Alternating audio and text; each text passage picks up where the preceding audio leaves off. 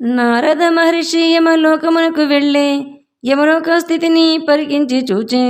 అయ్యయ్యో యముడా, ఏమి నీ లోకము, పాపులెవ్వరు ఇచ్చట కనిపించారేమి? పాపుల పాపము చిట్టాలు వ్రాయు చిత్రగుప్తుడేమో మౌనంగా ఉండే. బహువిధ పాపములు చేయు మానవులు నీ లోకమునకు రాకుండుటేమి అని అడిగెను. దీనుడైన యముడు ఈ రీతి పలికే. భూలోకమందు ఇక్ష్వాకు వంశమున కీర్తిమంతుడను ఒక రాజుయుండే. ఆ రాజేమో మిక్కిలి విష్ణు భక్తుడు. రాజ్యమందు ధర్మభేరి మ్రోగించి వైశాఖ వ్రతములు చేయించుచుండెను.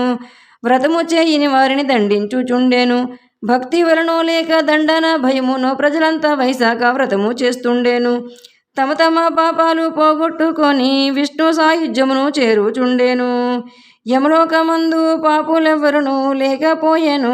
అయ్యయ్యో నారదా అని యముడు విచారించిన తర్వాత యముడేమో రాజుపై దండెత్తి వచ్చి భీకరమైన యుద్ధము చేసెను. 50 కోట్ల యమభటులతోటి కీర్తిమంతుడు యుద్ధము సలిపే. యముని సేవకులైన మృత్యువు, రోగము, యమదూతలు కీర్తివంతుని ఎదిరించలేక పారిపోయెను. తుదకు యముడేమో బ్రహ్మాస్త్రముతో మంత్రించి యమదండము వదిలే. అప్పుడు శ్రీహరి సుదర్శన చక్రము పంపి భక్తుడకు కీర్తిమంతుని రక్షించి నిలిపే.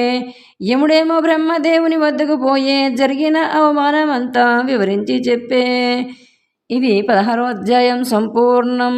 సర్వే జనా సుఖినో భవంతు.